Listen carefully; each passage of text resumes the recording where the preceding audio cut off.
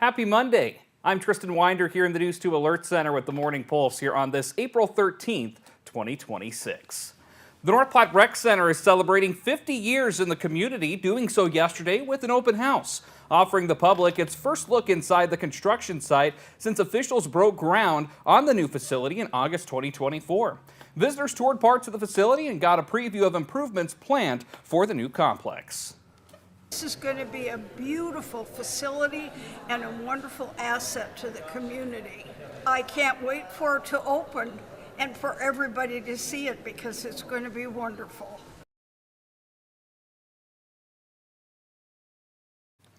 After nearly 4 decades of employment at the rec center, Jerry Berglund says this milestone comes with a mixed bag of emotions. We've all taken our time and come out here and looked and watched things build, and so we're all excited for it. It's bittersweet for me being here for so long, but I'm very excited. And we'll have full coverage of the story tonight at 6 and 10 here on News 2.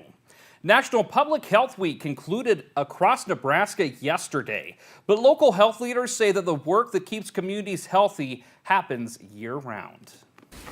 Public health really is different from healthcare. Oftentimes people think they're kind of one and the same. Healthcare focuses more on the individual and kind of looking at individual symptoms and illnesses, where public health really focuses on keeping entire communities well. It works through that prevention, that education, partnerships, and policies that are all geared at addressing root causes of health, not just symptoms. And the U.S. fertility rate is at a record low.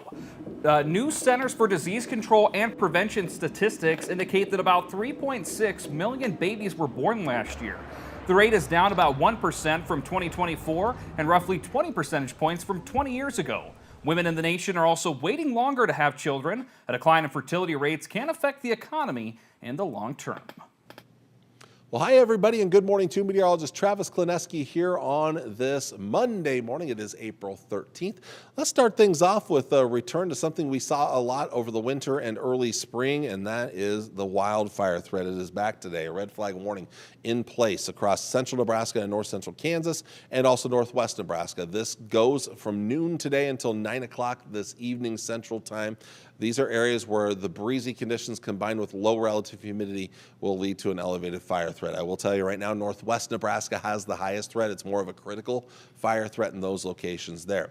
Tomorrow, we're going to be looking at north central Kansas for an elevated fire threat. So a fire weather watch already in place tomorrow from noon until 9 p.m. for north central portions of Kansas. So for the majority of us today, it's going to be quiet, a little breezy, especially away from that area of low pressure. That'll be right in the central part of the state to start. We're going to watch northeastern areas, though. That's kind of the one area I'd be keeping an eye on right in here for a chance of some thunderstorms trying to fire up later on today. This particular model doesn't show much, but a few of our non-in-house models, so some of the other short-term models, do hint at some thunderstorms trying to fire up. So it's conditional, not all of them do, but then the chances get much, much better off to the northeast. Heading into tonight, more clouds north and west, more clearing to the south and east. Still a fairly mild night, but maybe a little bit cooler than this morning here as we do have a frontal boundary making its way in. Now tomorrow we are going to be looking at kind of a mix of clouds and sun. Again, more clouds to the north and west, more sunshine to the east, breezy again. Where it's going to be very warm and breezy, again, there's that fire threat right here in northern Kansas. That may even extend to the southeast depending on how dry it is, we'll see. But later in the day, we're also going to watch for a chance of rain and thunderstorms. Now, this particular model really focuses to the north and west for that chance. There are some models, though, that light up these areas here with a few scattered showers and thunderstorms. So we still have to watch these eastern and southeastern areas close. But out to the west here, chance of rain and isolated thunderstorms, probably non-severe thunderstorms, and then down to just mostly showers here on the backside of the system as we get into Wednesday morning. So our system, our low pressure is right there, dry air right there, and there's your wraparound moisture right in there. But I'm going to improvise. I want to show you a couple of other long-range or short-term models here. So I'm going to spend a couple of seconds here, so I apologize for this. I'm going to spend a couple of seconds bringing up a graphic here I want to show you here. So I have to type it in here real quick. But I'll go ahead and bring that up now. This is the weather, College of DuPage weather website. Basically one of the websites we can use for forecast models. It's out there, it's open to the public. Here's one of the short-term models. Now I need to switch to a different earlier run because this one doesn't go out that far. Only every 6 hours they go out 48, they only go out 2 days. So this is going to take us to tomorrow morning. This is 10 a.m. 11 a.m., 12, so that's noon tomorrow. 1, 2, 3, 4, 5, 6, 7. So about 7 o'clock in the evening now, we're talking some, again, best chances of rain west and northwest, but and most of the severe weather will be to our southeast. But we could see a couple of storms firing up over central and eastern Nebraska, even though if they're on the weaker side of things. And then as I back up real quick here, that last little frame there, which that's 1 a.m., so that's 1 a.m. Wednesday morning, so that's right after midnight, Tuesday night. But you can see there is a little push of drier air coming in from the southwest. Show you one other another long-term or short-term forecast model here.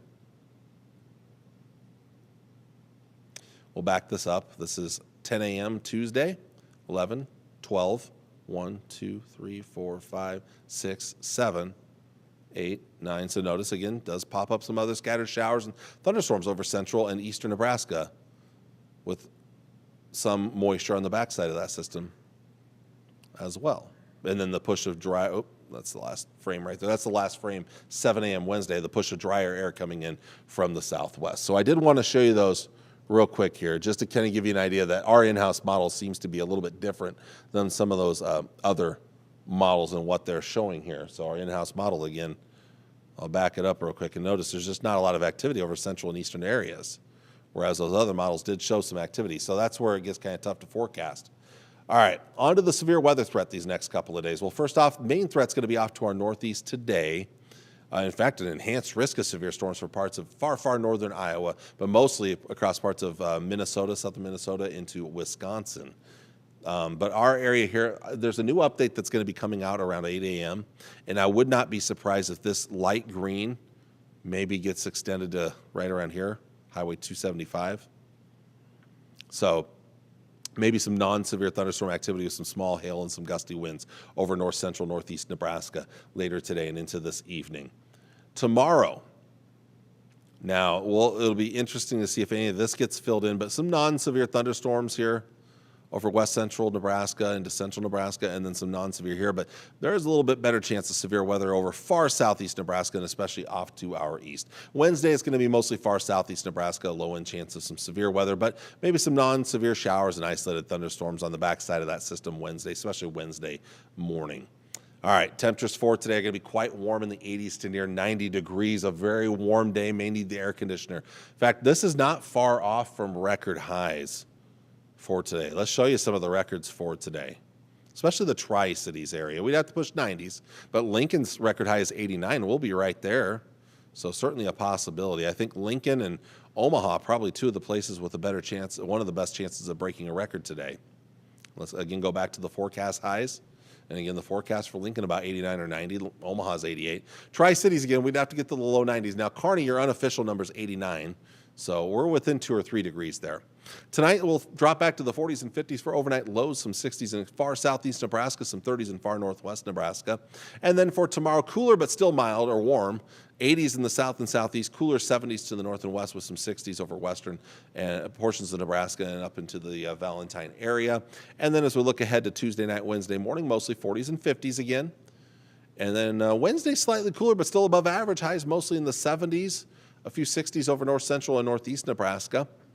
Wednesday night's another mild night, 30s, 40s for the most part, maybe a few 30s out west, near 50 in the southeast. We are going to see a big jump in temperatures Thursday. This is ahead of a bigger storm system that could bring a lot of colder air towards the end of the week. So high temperatures on Thursday, mostly mid and upper 80s, so well above average. Once again, average high this time of the year is in the low to mid 60s. Let's take a look at the extended forecast. As we have the one chance of rain and isolated thunderstorms Tuesday evening and Tuesday night. Some of that could last into Wednesday morning. And then after that, the next system we'll watch is still highly questionable, but there is a chance there towards the end of the day, Friday night, and Saturday morning. That one will bring cooler air with it, a lot of wind too. In fact, look at those nighttime temperatures down into the 20s, which means there could be a little snow mixed in if we see something. Beyond that, Sunday does look like we're going to warm up, and it looks like most of next week we're going to return to the warm stuff once again. So a vast majority of our long-range forecast is warm and dry, but there are two distinct systems worth mentioning, plus, again, the big cool down, especially at the end of the week. North Platte, we're looking at warm weather today, a little cooler the next couple of days. I think your rain chance is a little bit better late tomorrow and into tomorrow night, lasting through Wednesday morning. Rain and isolated thunderstorms there. In the long range, we get warm up Thursday, but then here comes the cooler air, the windier conditions, and some of that moisture potential as we look towards Friday afternoon, Friday evening, and overnight to Friday night into Saturday morning. And again, if we were to see anything, it could get cold enough for some snow to mix in there Friday night into Saturday morning.